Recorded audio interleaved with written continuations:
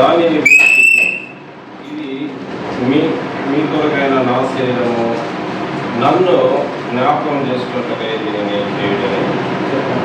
నన్ను జ్ఞాపకం చేసుకున్నాము. ఎంతసేపు ఆయన జ్ఞాపకం చేసుకుంటాం, ఎంతసేపు ఆయన జ్ఞాపకం చేసుకొని ఆ జ్ఞాపకం చేసుకోవడం వల్ల జరిగే అద్భుతం ఏమిటి? ఒక చిన్న ఉదాహరణ చెప్తున్నాను. మీకు ఒక ప్రశ్న. సముద్రము ఏ అలలు లేదనుకోండి, దాని మీద మనిషి నిలబడగలరా? లేకపోతే అలలు భయంకరంగా ఉన్నాయి, దాని మీద నిలబడగలరా? కొన్నింట్లో నిలబడగలిగాడంటే అది ఒక అద్భుతమే. ఇది super natural.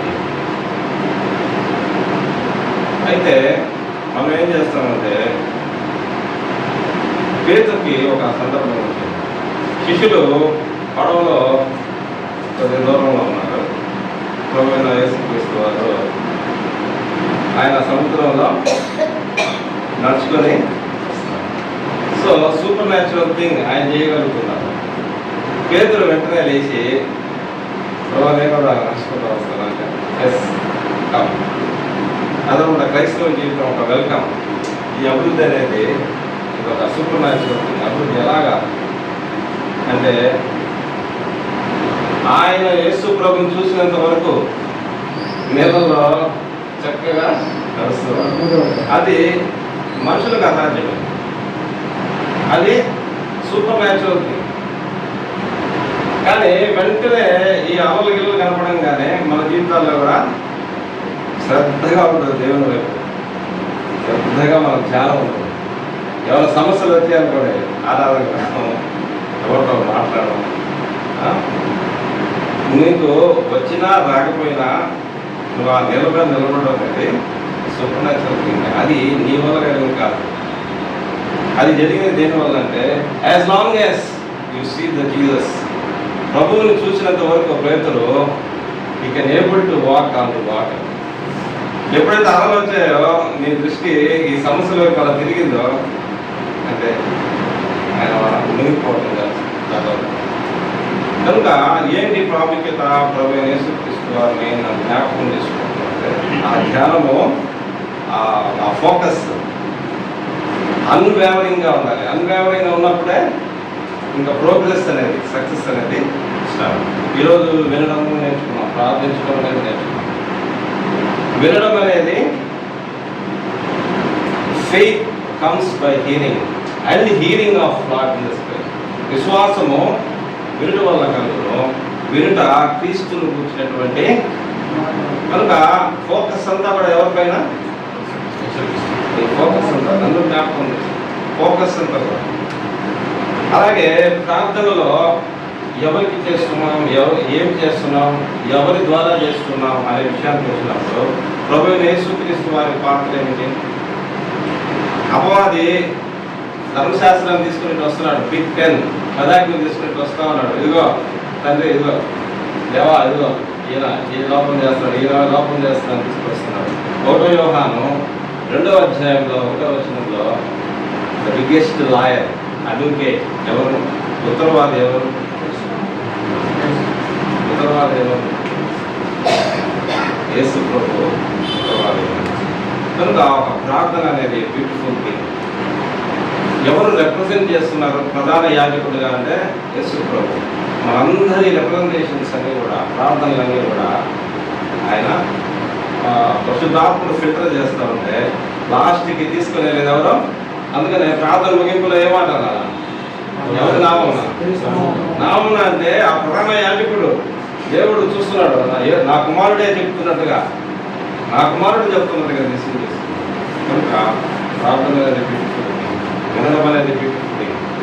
Everything in the middle ఎవరున్నారో లార్డ్ జీసస్ క్రైస్ట్. ఎప్పుడైతే మన ఫోకస్ ఆయన మీదే ఉంటుందో ఏం జరుగుతుంది? పేతురు ఆ నీళ్ళ మీద నడిచినట్టు సూపర్ న్యాచురల్ థింగ్. మనకి ఐక్యంలో ఉన్నప్పుడు మనం దానికి ఆధ్యాత్మికంగా మనం నడుచుకునే విధానం అందరికి ఆశ్చర్యం వేస్తుంటుంది. ఏదైనా తింటే వీళ్ళని తినడం లేదు. అది యేసు ప్రభుని గురించి నువ్వు వింటా ఉన్నావు.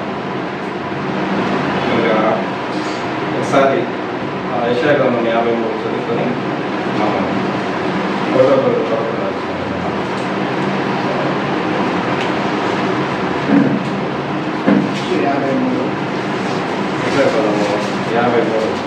చూడండి. యూతులకు ధర్మశాస్త్ర కాలంలో ఉండే వాళ్ళకి యేసు ప్రభు ఒక మెస్సియా వస్తాడు, ఆయన ఏం చేస్తాడు అనేది వాళ్ళు ఏం జరుగుతుందో తెలుసు. ఆయన ఏం చేస్తాడు అవన్నీ లిఖింపబడి అవి ఎప్పుడు జరుగుతాయని వాళ్ళు ఎదురు చూసుకుంటున్నారు.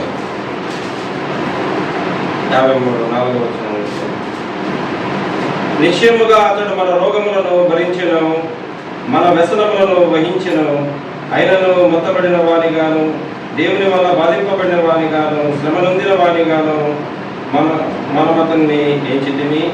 మన అతిక్రమములను బట్టి అతడు గాయపరచబడెను, మన దోషములను బట్టి నలుగగొట్టబడెను, మన సమాధానార్థమైన శిక్ష అతని మీద పడెను, అతడు పొందిన దెబ్బల చేత మనకు స్వస్థత కలుగుచున్నది. మనమందరము గొర్రెల వలె త్రోవ తప్పిపోతిమి, మనలో ప్రతి వాడును తనకిష్టమైన త్రోవలో తొలగెను.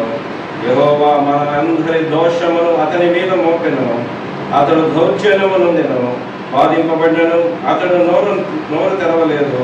వదకు తేపడు గొర్రె పిల్లయు, బొచ్చు కత్తిరించు వాని ఎదుట గొర్రెయు మౌనముగా ఉండునట్లు అతడు నోరు తెరవలేదు. అన్యాయపు తీర్పు నొందిన వాడై అతడు కొనుక్కోబడెను, అతడు నా జనుల అతిక్రమమును బట్టి మొత్తబడెను కదా. సజీవుల భూమిలో నుండి అతడు కొట్టివేయబడెను. ఆయనను అతని తరం వారిలో ఈ సంగతి ఆలోచించిన వారెవరు? అతడు మరణమైనప్పుడు భక్తిహీనులతో అతనికి సమాధి నియమింపబడెను. ధనవంతుల యొద్ద అతడు ఉంచబడెను. నిశ్చయముగా అతడు అన్యాయమేమీ చేయలేదు, అతని నోట ఏ కపటమునో లేదు. అతని నొలగొట్టుటకు యెహోవాకు ఇష్టమాయను, ఆయన అతనికి వ్యాధి కలుగజేశాను. అతడు తను తానే అపరాధ పరిహారార్థపడి చేయగా అతని సంతానము చూచును.